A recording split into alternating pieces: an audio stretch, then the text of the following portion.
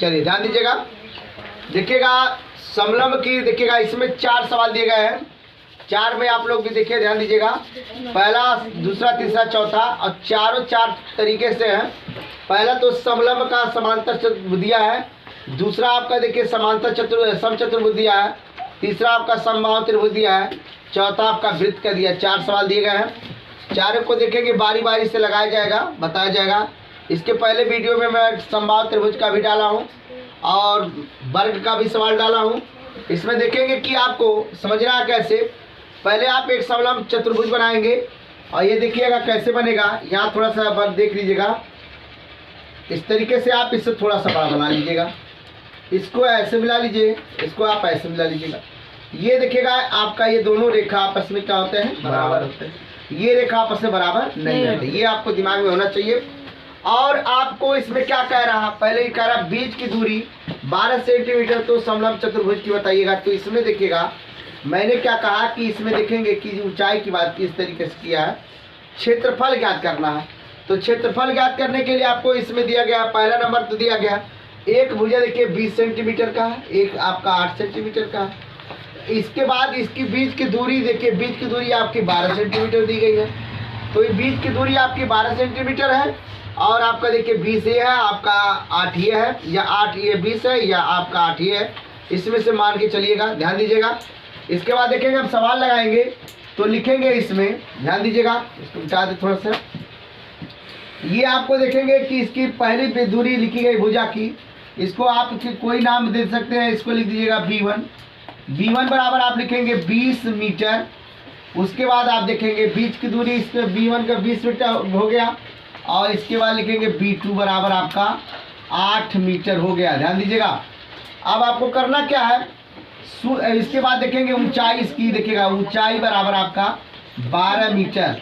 सूत्र लगाएंगे, देखिएगा सूत्र आपका देखिएगा लिखा है समलंब, समलंब समलंब का क्षेत्रफल, क्षेत्रफल बेटा लगेगा 1/2 कोष्ठ में B1 या भुजाओं का योग, ऐसे भी कर सकते हैं, B1 प्लस B2, अब गुणे कर देंगे यच 1/2 गुणे इस तरीके से। B1 की वैल्यू आप लिखेंगे 20, अब प्लस का 8, अब गुणे कर देंगे आपका 12 हो जाएगा।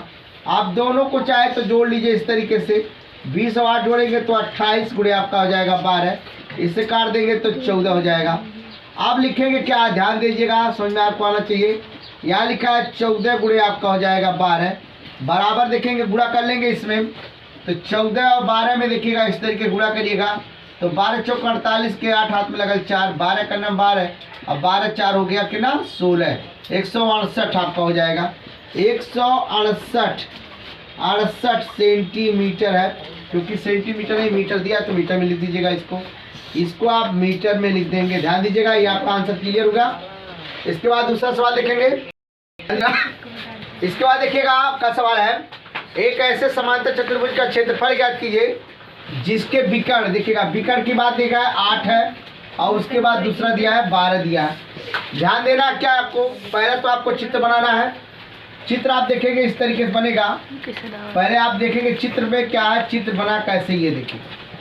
तो चित्र आपका क्या है, समचतुर्भुज कह रहा है। और समचतुर्भुज में एकदम जानिएगा, अगर मानिए तो आपको वर्ग बार बनाना पड़ता है, वर्ग ही बनता है और वर्ग ही होता है। ध्यान दीजिएगा, इसके चारों भुजा आपस में बराबर होते हैं। लेकिन इसका दिया है लंबाई, इसका देखिएगा विकर्ण का, इसका देखिए 8 सेंटीमीटर दिया है और इसका आपका देखिए दिया है 12.2 सेंटीमीटर। तो अब इसका नामांकन भी कर सकते हैं, ABCD डाल सकते हैं, कोई दिक्कत नहीं है इसमें। अब करना क्या है, लिखा है ऐसे समान समचतुर्भुज का क्षेत्रफल लिखेंगे आप, सम चतुर्भुज का क्षेत्रफल बराबर होता है 1/2 लिखेंगे।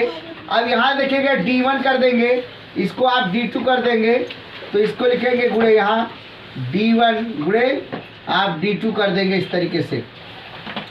तो 1/2 गुणे, अब D1 की वैल्यू आप लिख दीजिए 8 और D2 की वैल्यू लिख दीजिए 12.2।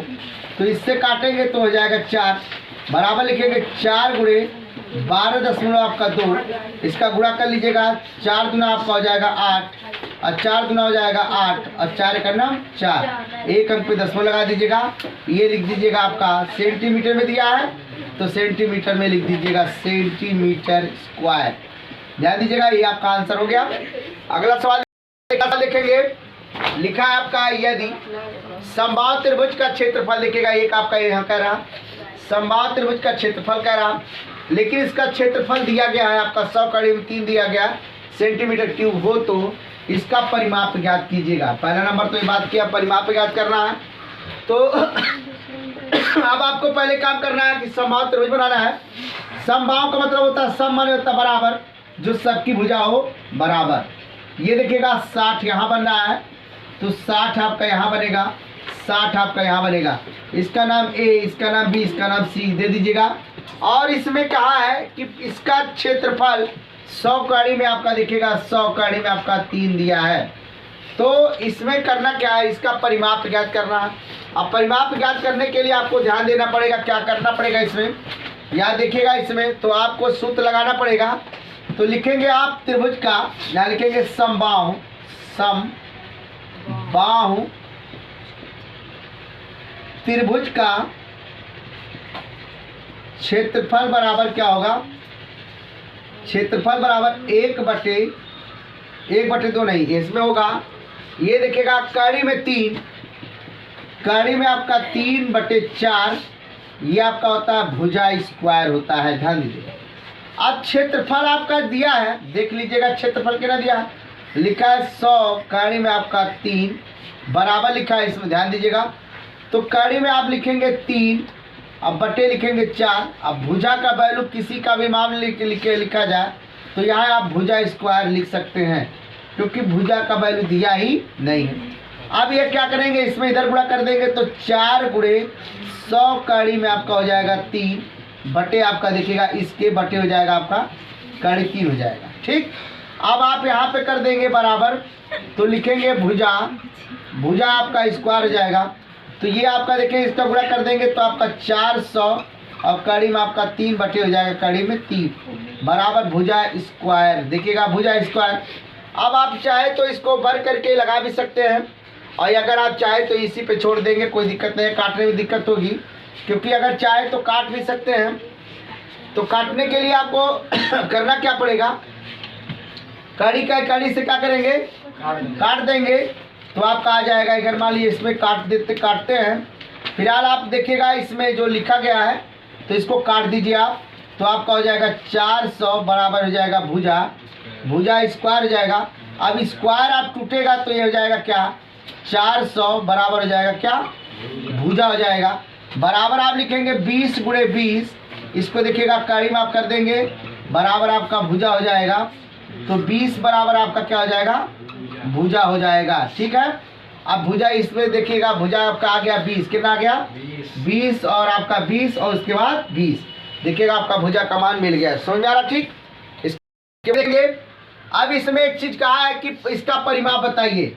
ध्यान दीजिएगा, परिमाप के बारे में बात किया है, तो यहाँ पे आप लिख सकते हैं परिमाप, लेकिन किसका लिखेंगे परिमाप, त्रिभुज का। यहाँ आप लिख दीजिएगा त्रिभुज का परिमाप लिखेंगे, वो भी कौन सा त्रिभुज है, समबाहु त्रिभुज। आप परिमाप लिखेंगे, ये सिर्फ आप देखिएगा इसी पे लगेगा।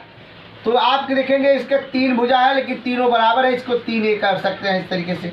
अब ए का मान तो भुजा का मान आपको मिल गया 20, कितना हो गया, तो 3 गुणे कितना जाएगा 20, तो आपका कर देंगे तो कितना जाएगा 20 या 60 आपका सेंटीमीटर आपका हो जाएगा। क्यूब होगा नहीं देखिएगा ये आपका 60 सेंटीमीटर हो गया। अगला सवाल देखेंगे उस वृत्त की परिधि ज्ञात कीजिए जिसकी त्रिज्या 42 सेंटीमीटर है।